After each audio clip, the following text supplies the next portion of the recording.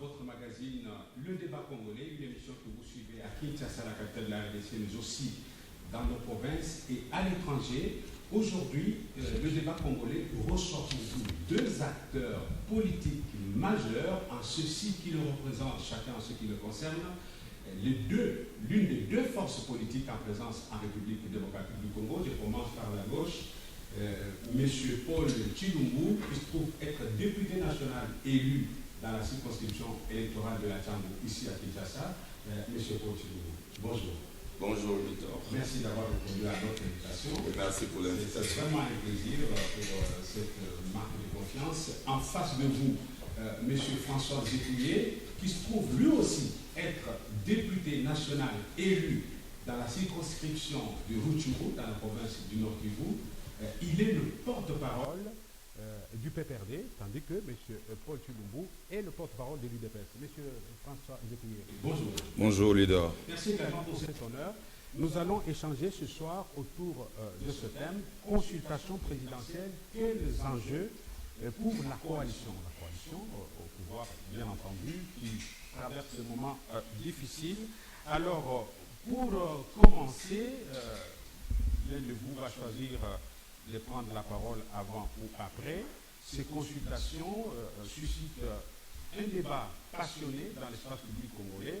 Il y en a qui disent qu'elles ne sont pas inclusives. Qu'est-ce que vous en pensez? Dites-moi la parole le premier pour vous deux. À propos de bon, je sais qu'il a peur. Moi, je prends ma responsabilité. Allez-y. On parle de... D'abord, je voudrais vous féliciter pour ce beau cadre et surtout pour cette initiative qui est totalement louable. Je profite ici pour saluer aussi mon frère et ami que j'aime bien, mais que le raïs, ça veut dire quoi? On n'a pas la même culture, hein, que la culture politique nous divise. Non, merci Luidor. Merci. Manque alors d'inclusivité ou non? Manque d'inclusivité ou non des consultations convoquées par le président de la République? Non. Je crois que le président de la République a été un peu plus clair.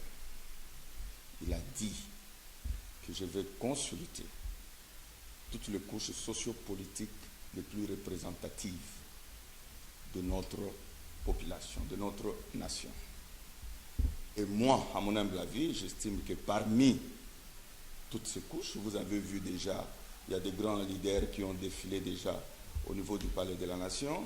Nous avons vu son Excellence Moïse Katumbi, nous avons vu le sénateur Jean-Pierre Bemba, nous avons vu le sénateur Bahati Lukwebo, et je crois que tous les politiciens, tous les acteurs sociaux qui désirent rencontrer le président de la République, ils sont les bienvenus.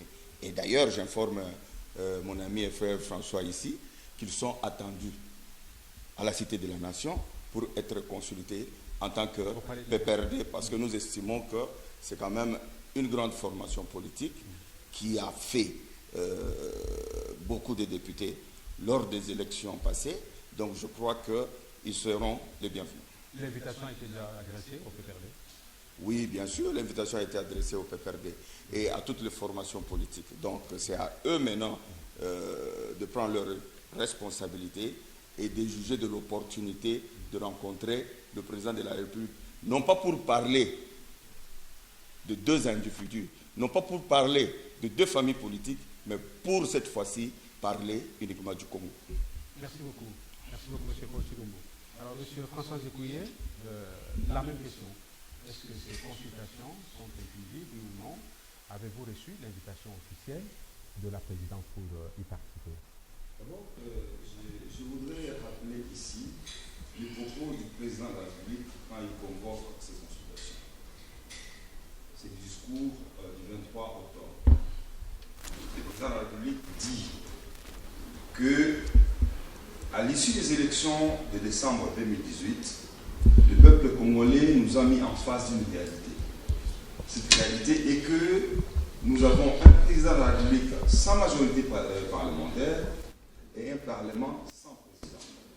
Et pour l'intérêt de la nation, pour la paix, la coexistence pacifique, nous avons signé un accord pour gouverner ensemble. Mais que nous nous rendons compte que la coalition bat de l'aile.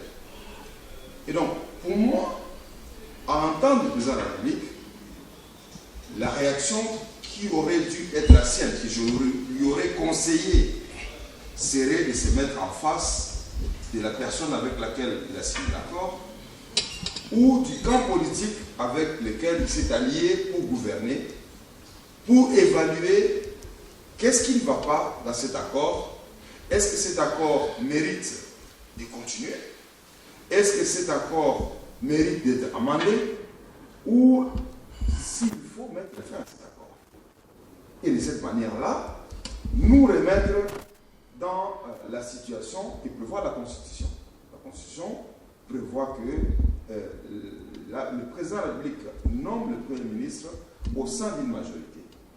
Et quand cette majorité n'existe pas, je dis bien quand cette majorité n'existe pas, à ce moment-là, il nomme un informateur pour créer une coalition. C'est ce que la Constitution dit. Or, le président de la République et sa famille politique avaient fait le constat qu'il y avait une majorité à l'Assemblée nationale et qu'ils ont accepté de travailler avec cette majorité. Et les propos que vous avez écoutés à l'issue des élections au bureau de l'Assemblée nationale en témoignent. On a bien démontré, je cite ici mon ami et frère Jean-Marc Abound, qui avait déclaré que c'est grâce à la majorité FCC qu'il a été élu premier vice-président de l'Assemblée nationale. Donc la majorité existait. Et par conséquent, donc, nous disons aujourd'hui, nous ne comprenons pas, nous pouvons que le président de la République consulte la nation. Et il a ce droit-là du premier jour au dernier jour de son mandat. Il doit écouter le peuple congolais à tout moment. Ça ne doit pas être circonstanciel.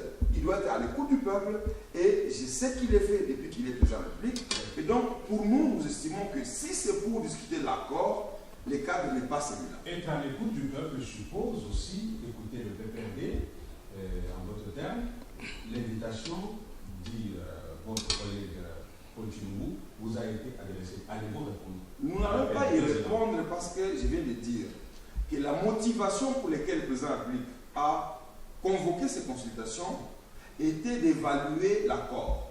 Le président de la République n'a pas signé l'accord avec l'ensemble du peuple congolais. Il a signé l'accord avec Joseph Kabila. Sa famille politique s'est réunie en Boué-la-Lodge avec la nôtre pour définir un programme commun de gouvernement. Et c'est avec cela qu'il doit évaluer et l'accord et le programme commun du gouvernement. Et donc, si le président de la République nous appelle dans un autre contexte, il définit les cadres autrement que pour évaluer l'accord, nous irons. C'est notre président de la République, nous le respectons, nous le considérons comme président de tous les Congolais, et par conséquent, on ne peut pas refuser l'élection du président de la République, mais dans un cadre bien précis. Monsieur Potinou, vous allez récupérer 2 minutes additionnelles sur son temps de parole. Alors, si vous avez un mot à dire par rapport à ça, sinon, je pose une nouvelle question. Oui, mais j'ai un mot, peut-être plusieurs mots. Je crois d'abord. Notre ami François parle de l'accord qu'aurait signé le président de la République avec le président Kabila. Non. Qu'aurait. Je parle au conditionnel. Moi, je parle de l'accord qui nous lie FCC caché. C'est de cet accord-là que nous avons formé notre coalition et de cet accord-là qu'est sorti le Premier ministre et le gouvernement. Donc nous sommes en coalition FCC cash, nous ne sommes pas en coalition Tshisekedi-Kabila. Ça, c'est la première remarque. La deuxième remarque, moi, personnellement, et je crois que pour nous, à l'UDPS, nous avons constaté la mort de cette coalition. Le jour où le PPRD, une famille politique, donne des injonctions aux institutions de la République, je voudrais ici parler du Premier ministre et du gouvernement, je voudrais ici parler du Parlement et du Sénat, tout en oubliant, mon ami ici, peut-être il a plus de mandat que moi, que le mandat d'un député national est non impératif. Le président Tshisekedi a bien dit que nous ne formons pas un gouvernement où il y a des acteurs cash et FCC, mais nous formons un gouvernement de la République.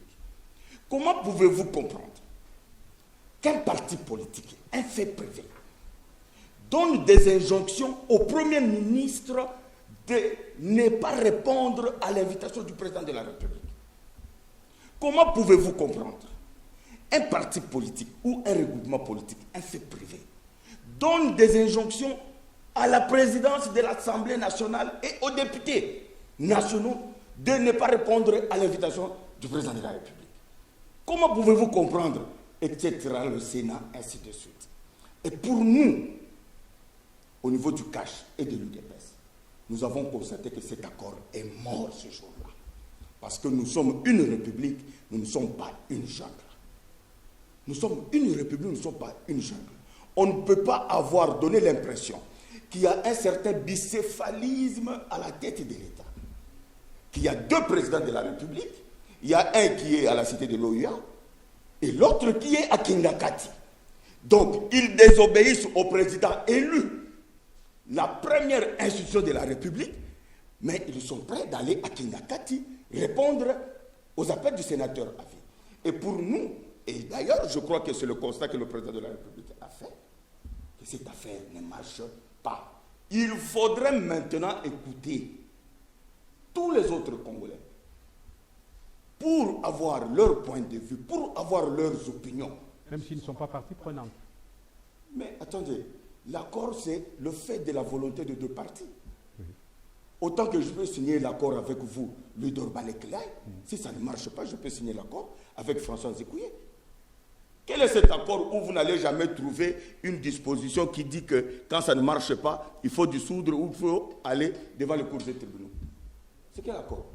Donc elle parle de mystico, magico, je ne sais pas moi, occultiste. Donc pour nous, nous disons ceci. Il n'est plus question d'évaluer l'accord. L'accord est mort. Pour les raisons que je viens d'évoquer ici. OK? Okay. Et pour chuter, je dis ceci. Parce que notre ami parle de la majorité. Oui, effectivement, parce que nous étions ensemble. Mais tout ceci, nous devons le reconnaître, et là où c'est notre part de responsabilité, il y a eu un péché originel. Nous et nos amis ici, nous n'avons pas respecté la Constitution, qui voulait que lorsque une majorité n'est pas identifiée, donc il n'y a pas un parti politique, un regroupement politique, qui est allé aux élections, le FCC, ce n'est pas un regroupement politique. D'accord. N'a pas, je termine. Il aurait fallu qu'on nomme un informateur à l'époque pour identifier la majorité, ce qui n'a pas été fait. Et c'est pourquoi eux, nous et eux... Vous avez violé la Constitution. Oui, nous et eux, on a violé la Constitution. Alors, je suis d'accord. On a violé la Constitution. Et c'est pourquoi maintenant, nous voulons réparer, nous demandons pardon à notre peuple, et nous voulons cette fois-ci, comme la coalition FCC-CACH n'existe plus, on va nommer l'informateur pour identifier la majorité. Monsieur François Zekouye, votre réplique. Premièrement, par rapport au fait qu'une famille politique donne injonction à ces cadres 4 minutes de temps de parole comme lui. de ne pas assister à un acte qui viole la loi et la Constitution. Je vais rappeler d'abord à Paul Tshilombo ici les serments que le président de la République a prêtés en janvier 2019. Ce serment dit ceci, et c'est à l'article 74 de notre Constitution. Moi, Félix Antoine Tshilombo Tshisekedi, élu président de la République démocratique du Congo, je jure solennellement devant Dieu et la nation, premièrement, d'observer et de défendre la Constitution et les lois de la République. C'est un serment constitutionnel. Quand un président de la République viole la Constitution par la nomination des juges constitutionnels il remplace des juges constitutionnels qui sont encore en fonction, qui sont nommés, certains, sans avoir été présentés par leurs composantes et à un moment non approprié, voulez-vous que les cadres du FCC aillent suivre un tel spectacle? Non. Et la Constitution donne le droit à tout citoyen, l'article 64, tout Congolais a le devoir de faire échec à tout individu ou groupe d'individus qui prend le pouvoir par la force ou qui l'exerce en violation des dispositions de la présente Constitution. Et donc, nous ne pouvions pas nous faire complices de la violation de la Constitution en allant assister à une pseudo-prestation de serment des juges qui n'ont droit ni qualité. Est-ce que ça ne confirme pas ce qu'il vous reproche, vous, le FCC, le bicéphalisme? Non, ce n'est pas le bicéphalisme. Nous tous, FCC comme CASH, nous répondons aux ordres de nos familles politiques. C'est cela la politique. Nous sommes élus d'abord par un mandat acquis grâce à nos familles politiques. Nous n'avons pas eu les seuils électoraux seuls, individuellement. Nous ne sommes pas des maillons libres en politique. Et quand vous incitez les élus et les institutions à désobéir au président de la République, nous ne désobéissons pas, nous désobéissons à un ordre manifestement illégal et c'est constitutionnel. Et pourquoi ne reproche-t-il pas aux ambassadeurs qui ont été absents à cette cérémonie? Et aussi, ils ont reçu le mot d'ordre du FCC? Non. Nous devons nous dire des choses comme elles sont. En fait, de l'autre côté, ils ont l'impression que le président de la République a tout le pouvoir. Ils pensent même, à tort, que le président de la République, le gouvernement, doit mettre en place la vision du chef de l'État. Je les entends le dire tous les jours. Laissez-moi vous dire ce que notre Constitution prévoit. Le gouvernement définit en concertation avec le président de la République la politique de la nation et en assume les responsabilités. Le gouvernement conduit la politique de la nation. Ce n'est pas le programme du chef de l'État que le gouvernement applique. Mais le gouvernement doit se concerter avec le président de la République pour faire un programme commun de gouvernement et il en assume les responsabilités devant le Parlement et le président de la République est irresponsable devant le Parlement. C'est cela la réalité. Le président de la République n'est pas un Dieu, il est un homme qui a des pouvoirs limités. En 5 secondes, est-ce que vous reconnaissez comme lui que vous avez violé la Constitution? Non, nous n'avons pas violé la Constitution et je vais rappeler encore une fois l'article de la Constitution qui dit ceci. Le Premier ministre est nommé dans la majorité. Quand la majorité n'existe pas, à ce moment-là, on nomme un informateur. Et nous avons accepté qu'il existait une majorité. C'est pour cela qu'il n'y avait pas de nécessité. La majorité, elle est dirigée par le président de la République parce qu'il a parlé avec le FCC et le FCC a dit voilà, nous avons autant de députés, vous avez autant de députés, nous avons une majorité. Vous récupérez 1 minute 30 secondes sur vos. Oui, mais vous voyez, d'abord mon ami, il ne répond pas aux questions. Il est en train d'aller maintenant dans tous les sens, il parle des prérogatives du gouvernement, etc. Je dis, oui, mais moi je constate seulement, je veux qu'il se tranquillise. Vous voyez nos frères ici, ils ont un péché. Donc François Zekouye, député national, il est devenu le juge constitutionnel du président de la République. Au fait, c'est lui qui constate que le président a violé la Constitution. Mais c'est une honte. Et là, c'est cette République-là que vous avez habitué aux Congolais pendant plus de 18 ans. Où Kabila lui-même était le président de la République, il était le gouvernement, il était le Parlement, il était le Sénat. La justice, c'était lui. Il donnait des injonctions, on violait la Constitution jour et nuit. Et vous n'avez pas perdu le réflexe, mon ami Nzekouye, de violer la Constitution. Au cas où, prenons l'hypothèse où le président de la République aurait violé la Constitution, est-ce qu'il revient à lui d'Orbalekelaï de constater de la violation? Ils connaissent la procédure. Il y a un juge constitutionnel, il y a la Cour constitutionnelle qui peut constater que le président a violé la Constitution. Ou, comme des actes du président sont des actes administratifs, il y a le Conseil d'État. Pourquoi ils n'ont pas saisi la justice? Le PPRD, il est comme vous, il est comme moi. C'est lui qui se rend justice maintenant. C'est le PPRD qui constate que le président a violé la Constitution. Et il dit, sans se gêner, que nous appartenons dans des familles politiques, nous devons obéir. Je lui ai posé la question. Est-ce vrai que le mandat d'un député national est non impératif? Et c'est vrai. Est-ce que vous pouvez répondre aux Congolais? Comment vous pouvez être un élu national pour défendre la cause de votre population, mais vous êtes là uniquement pour vous battre pour un individu ou une famille politique? Pas d'attaque personnelle. Ce ne sont pas des attaques. Allez dans le fond. Non, je suis dans le débat. Okay. Je suis dans le fond. Oui. Et c'est un constat. Je suis dans le fond. Il parle de la violation de la Constitution. Le président a nommé. Mais entre lui, mon frère et ami Nzekouye, et le Conseil supérieur de la magistrature, je vais croire à qui? Je vais croire à qui? Parce que le Conseil supérieur de la magistrature affirme que c'est lui, le Conseil, qui a proposé les 2 juges qui ont remplacé Iboulou et l'autre juge, Chilomba. Leur problème à eux, ces 2 juges-là, c'était des kamikazes pour le FCC, les hommes à tout faire. Tous les coups venaient de là. C'est ça le nœud du problème. C'est ça le nœud du problème. Du moment où ils trouvent que le président de la République est en train de se battre pour l'indépendance de la justice, ils ont habitué le peuple congolais avec une justice aux ordres. Raïs Anassema, Raïs a dit. Et c'est ça le nœud du problème. Est-ce que monsieur, mon honorable François Nzekouya, a me regardé dans les yeux? 1 minute 30. Est-ce que vous, le régime Kabila, et vous y compris, vous n'avez pas fait siéger 5 juges à la Cour constitutionnelle en violation de la loi? La loi veut que le minimum soit 7. Est-ce que vous n'avez pas fait? Et c'est ce qu'ils veulent nous entraîner maintenant. C'est ce qu'ils veulent nous entraîner. 5 juges. Qui ont violé la Constitution. Qui ont violé la Constitution, il est là. C'est dans l'invalidation des 31 députés nationaux. Non. Dans la prolongation du mandat du président Kabila après 2016. Parce qu'il y avait le professeur Banyakou, qui n'était pas d'accord. Il y avait le professeur Essambo, qui n'était pas d'accord. Ils ont préféré démissionner.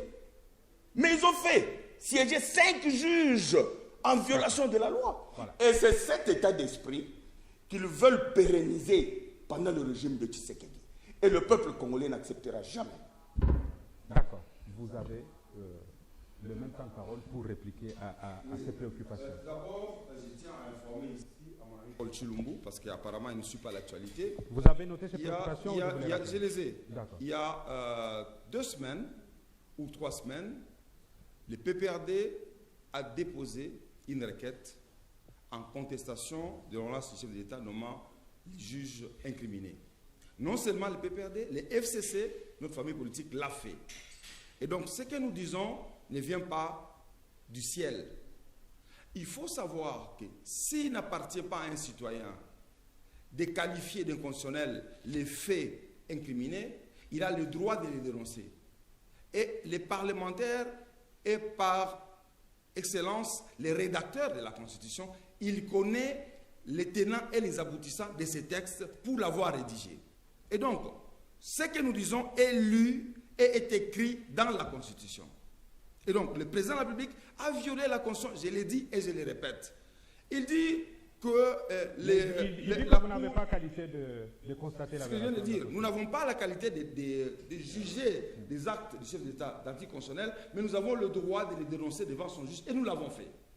De 2, il affirme ici haut et fort que le Conseil supérieur de la magistrature a dit. Est-ce que le Conseil supérieur de la magistrature doit dire ou doit produire un procès verbal? Peut-il nous le montrer? Non, il n'existe pas. Est-ce que le Conseil supérieur de la magistrature pouvait se permettre de violer la loi en désignant in tempore suspecto des juges constitutionnels en connaissant que ces juges ne peuvent être remplacés qu'au tirage au sol du mois de mars 2021?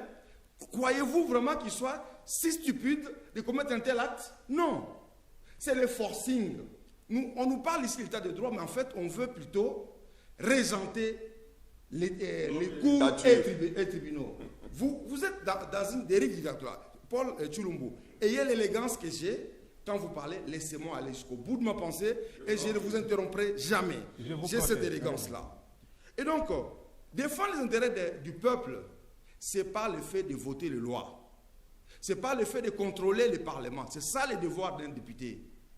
Et donc, le fait de refuser de courber les chines devant des dérives dictatoriales n'est pas cela refuser de suivre. Parce que le peuple nous a élus pour respecter la Constitution. Dès lors que, en face de nous, nous avons des gens qui violent de manière intempestive la Constitution, et je vais vous démontrer encore un autre acte qui nous a divisés et qui a violé la Constitution, le président de la République, à l'article 81, on nous dit, sans préjudice d'autres dispositions de la Constitution, le président de la République nomme, relève de leurs fonctions et, les cas échéants, révoque, sur proposition du gouvernement, délibéré en Conseil des ministres, et on cite les noms. Les débuts de nos disputes commencent avec les nominations dans les entreprises publiques, notamment la GKB et la SNCC, où le président de la République s'est mutu proprio donné le pouvoir de nommer des mandataires publics sans que le Conseil des ministres soit réuni, sans qu'il n'y ait les contre-seins du Premier ministre. Le président de la République se permet de nommer des hauts cadres de l'armée, les hauts cadres de la justice, à peu près 180 ordonnances, c'est la première fois que nous le voyons à travers ces pays. Quand un Premier ministre à peine se déplace pour aller à Lubumbashi, présent dans le pays, il pouvait apposer son contre-seing à partir de Lubumbashi. Mais, tricherie, à plein jour, on fait signer les contre-seins par un vice-premier ministre, en alléguant le fait que le Premier ministre est absent. La préséance du vice-premier la préséance ne lui donne pas le droit quand le Premier ministre est présent sur le sol. Et même dans ce cas-là, il doit demander l'autorisation du Premier ministre, autorisé. Il y a eu un cas dans ce sens-là, pendant le mandat Kabila, sous le Premier ministre Tchibala. Tchibala malade, il a autorisé le vice-premier ministre Makila de signer. Mais demande à mon ami Paul Chilumbu, est-ce que le VPM de l'intérieur a eu même l'élégance d'appeler le Premier ministre pour dire « Excellence, il y a des ordonnances ici, puis signer ». Non. Okay. C'est de la tricherie, c'est la dictature qui est en train de s'installer par nos amis Paul Chilumbu. Nous avons toujours été respectés de la parole. Kabila l'a été de 2001 jusqu'à aujourd'hui et il continuera à respecter la parole. Mais cela est une tare du côté de nos amis en face. Une nouvelle question, mais vous aurez le temps de répondre par rapport à ce qu'il a dit, si vous l'estimez nécessaire. La nouvelle question, c'est ce que le FCC dénonce. Ce débauchage à ciel ouvert pour la recomposition de la majorité. Vrai ou faux au niveau de la présidence, en marge de ces consultations. D'accord. Et puis vous pouvez rencontrer... Je vais répondre. D'abord, c'est débauchage, il n'y a pas de débauchage. Mais je dis ceci. Mon frère et ami François Zepouillet, vous allez de contradiction en contradiction. Vous voyez, c'est difficile de mentir. Hein? Vous-même ici sur ce plateau, vous avez affirmé que le président a violé, non? N'est-ce pas? Oui. Mais vous allez encore en justice faire quoi? Faire quoi? Pour constater, vous avez dit que vous ne parlerez pas. Vous avez vu. Attends, vous m'avez posé la question. Non. C'est bon. Attends, non, je parle, c'est moi qui parle. D'accord, vous avez parlé. Voilà. Il a dit que nous avons déjà constaté. Avant même l'arrêt de la justice, parce que s'ils étaient justes, s'ils étaient honnêtes, cohérents, ils allaient dire, on va en justice. En attendant l'arrêt de la justice, les institutions fonctionnent normalement. Donc, avant même que la justice se prononce et donne déjà des injonctions au Premier ministre, au président du Parlement, les parlementaires, les ministres, les sénateurs, de ne pas obéir au président de la République. Est-ce que c'est cohérent? Même un enfant de l'école primaire peut comprendre ça. Sinon, alors pourquoi vous allez encore en justice? Mais vous allez en justice, vous avez pondu un communiqué, le FCC, que nous ne reconnaissons pas cette cour. Mais ça vient, c'est officiel. Il dit que moi je ne suis pas l'actualité, qu'il démontre que ce que je dis, ce n'est pas vrai. Et ils disent qu'ils ne reconnaissent pas. Parce qu'en fait, les arrêts de la cour, ce ne sont pas les arrêts d'un juge, de deux juges, de trois juges. C'est tous les juges qui statuent, qui débattent sur la question. Et ils font un seul arrêt de la cour. Ils disent qu'ils ne reconnaissent pas cette cour, mais entre-temps, ils vont encore déposer une requête auprès de la même cour. Est-ce que c'est cohérent? Ça veut dire quoi? Nos amis, ils sont constipés. Ils ne comprennent plus rien. Ils sont dans les cordes. C'est pourquoi vous allez voir dans 3 jours, ils peuvent pondre 9 communiqués, 15 communiqués. Parce qu'effectivement, ils se cherchent. Ils n'ont plus de solution. Ils n'ont plus de solution. Ils me parlent de contre-seing. Tshisekedi avait nommé des mandataires sans contre-seing. Il ment. Dans cette ordonnance de nomination des mandataires publics, il y a le contre-seing du Premier ministre Bruno Tchibala. Il y a le contre-seing du Bruno Tchibala. Mais pourquoi vous mentez à ciel ouvert comme ça? François, pourquoi vous mentez? Et encore, attendez. Encore. Bon rappel. Quand vous parlez de la permission que devait demander le préséant dans le gouvernement, est-ce que vous avez un acte qui peut prouver qu'on avait demandé la permission, Makila avait demandé la permission au Premier ministre? Vous avez un acte? Ou quand Okito, chez Okitundu, avait signé, il y a un acte qui le prouve? Donc, ce sont des mensonges. Pour chuter avec votre question, il n'y a pas de débauchage. Est-ce que Bahati aujourd'hui, on peut dire que Bahati Lupobo est débauché? Par qui? Le FCC, c'est une structure informelle que l'État ne reconnaît même pas.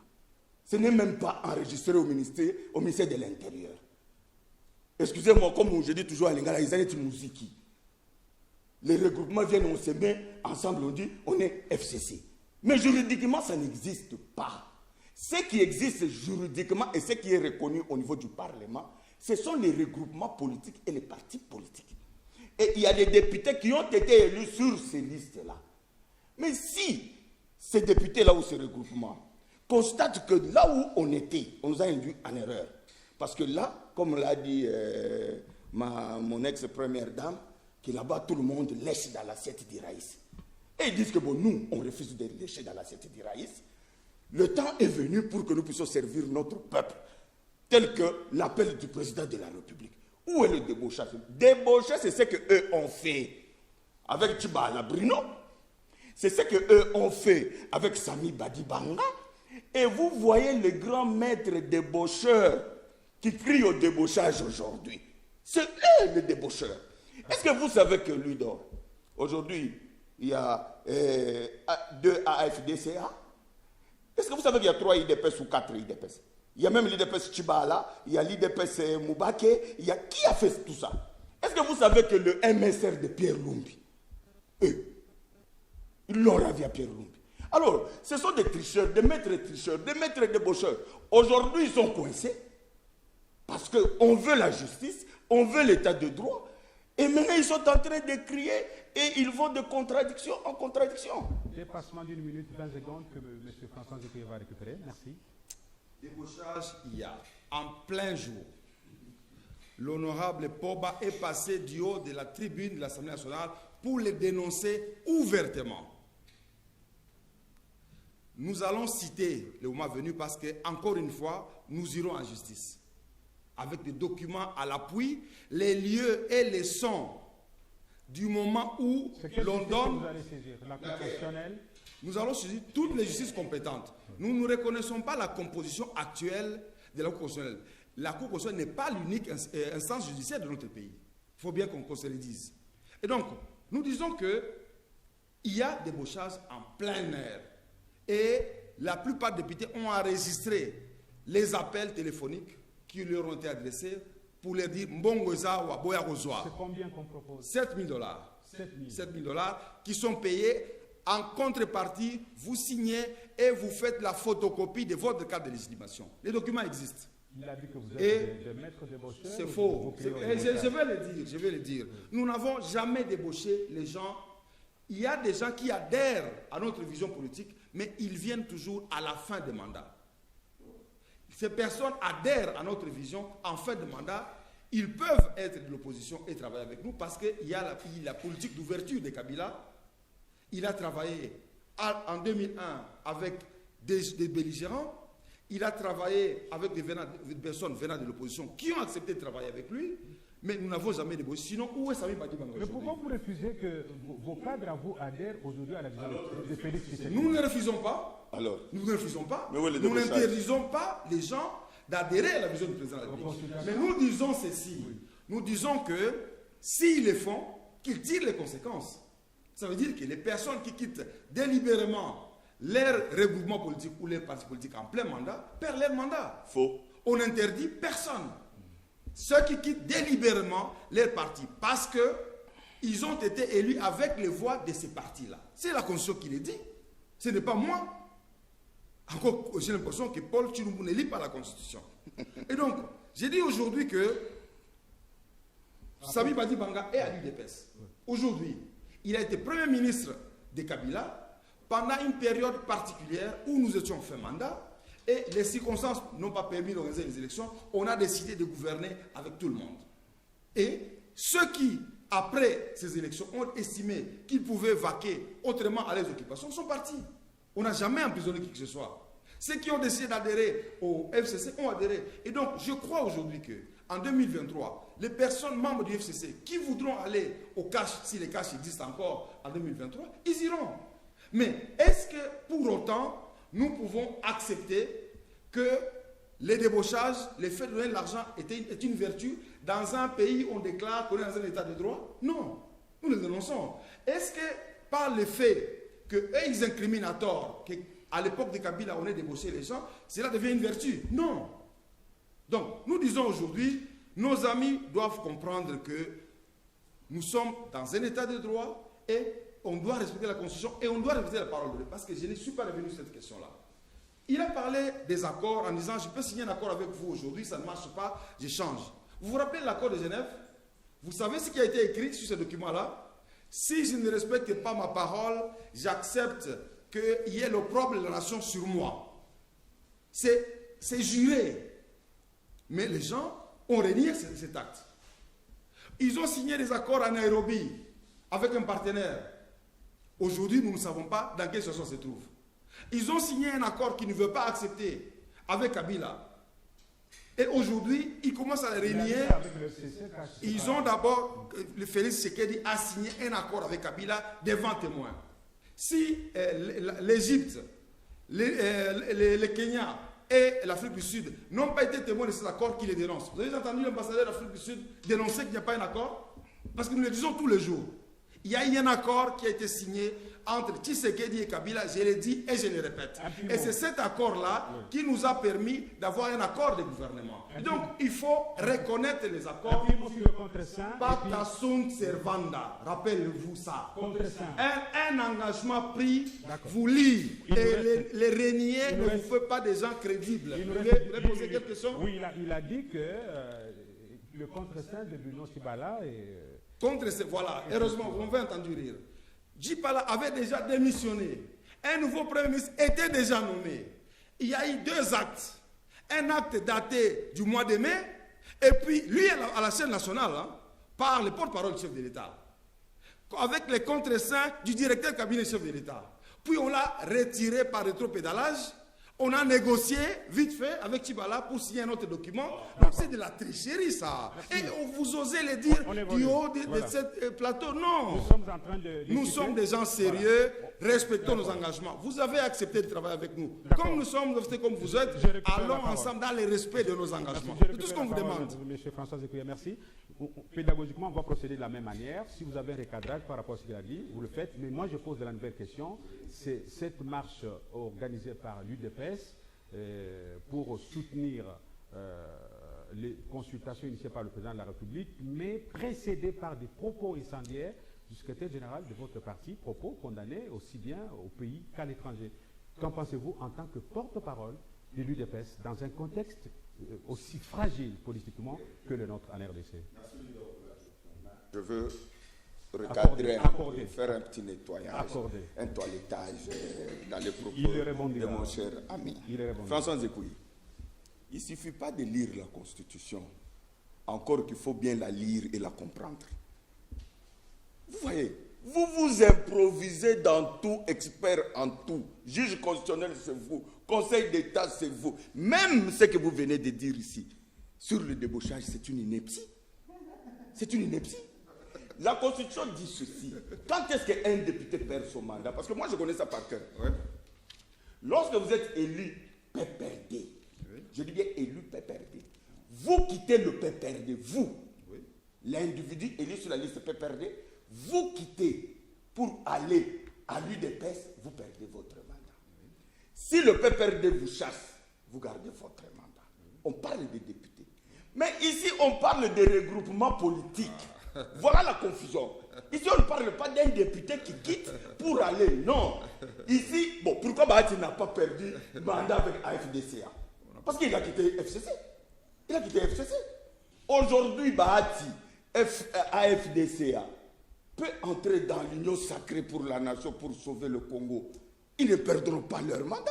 C'est pourquoi je dis qu'encore il faut lire la Constitution, mais il faut la comprendre. Hein. Il ne suffit pas d'ouvrir. Je dis ceci, mais ce n'est pas le cas d'espèce. Ouais. Ici, pour identifier la majorité, on va l'identifier comment? C'est avec les partis politiques et les députés élus sur ces listes. Ce ne sont pas des députés qui quittent individuellement. Ouais. Donc c'est pourquoi je dis qu'il faut encore être calme quand vous lisez la Constitution. Autre chose, il fait des allégations gratuites ici. Il parle de 7 000. Oh, il y aurait des preuves, mais allez en justice. Allez en justice, au lieu de rouler chaque jour, on corrompt. Moi, je sais que le mandat du président Tshisekedi est bâti sur la lutte contre la corruption. S'il y a corruption, réellement, ces gens-là doivent répondre. Encore qu'il faut apporter des preuves. Tout le reste, là, c'est du blabla. Si vous avez des preuves, pourquoi, qu'est-ce que vous attendez pour aller en justice? Et d'ailleurs, ça sera un cas. Entre les lignes, il a semblé dire que la justice est déjà un peu caporalisée. Comme vous savez, c'est ça justement. Vous savez, je dis toujours, tu vois un voleur, quand il vient de voler, dès qu'il rencontre un policier, il croit qu'on veut l'attraper. C'est la peur, parce qu'ils savent ce qu'ils ont fait de cette justice. Ils savent ce qu'ils ont fait des cachots de la nerf. Ils savent. Ils savent qu'ils tiraient à bout portant des gens ici dans la rue. Ils savent qu'ils gazaient les églises ici. Kapangala est tué dans une église. On reste, non, c'est dans le débat. On parle de la justice. On parle de la justice. Vous comprenez? Alors, avant de répondre à votre question, je fais encore un petit toilettage. Quand mon cher ami parle d'un accord signé qu'on ne doit pas respecter, qu'on doit respecter nécessairement. Donc, dans le fameux accord là qu'on avait signé, on avait dit que les présidents, les chefs de corps, vous allez me passer le temps, peut-être ça sera plus fort, doivent être discourtois envers le président de la République.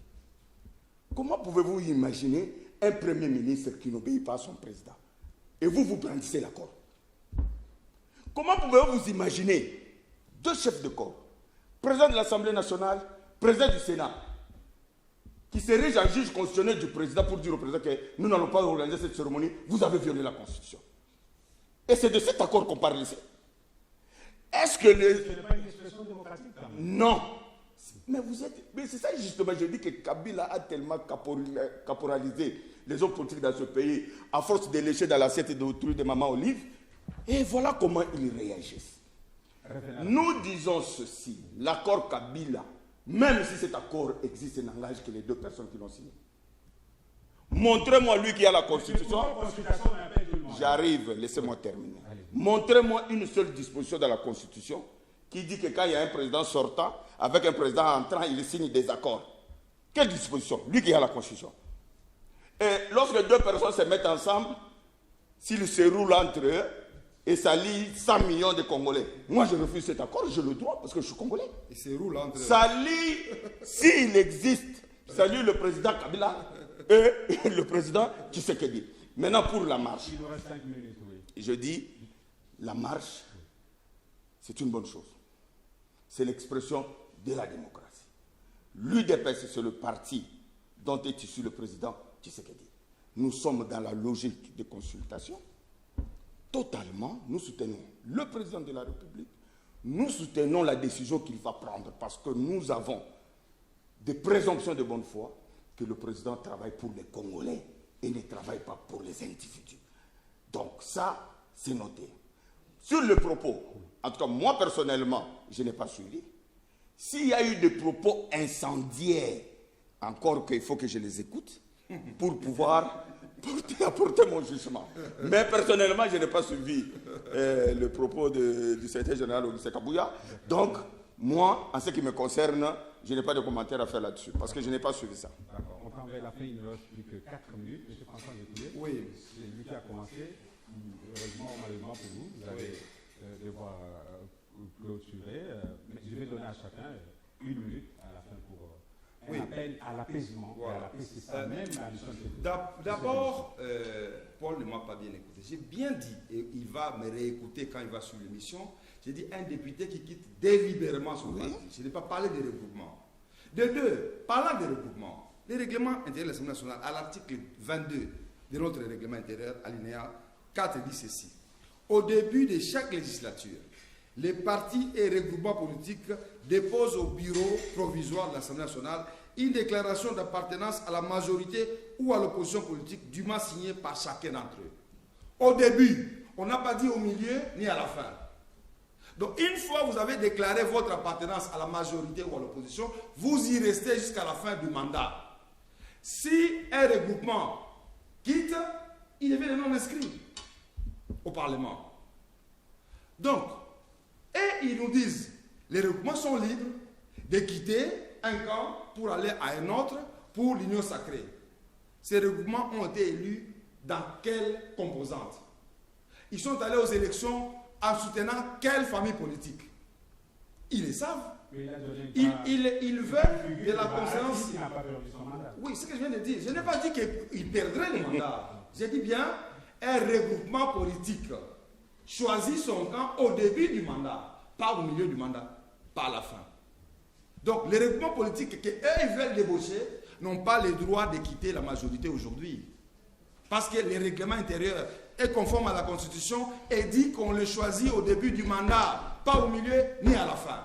Mais si ça arrivait au terme de cette c'est ce que nous disons. Ils ne peuvent pas légalement. Ils auront violé la loi et ils resteraient jusqu'à la fin. Ok?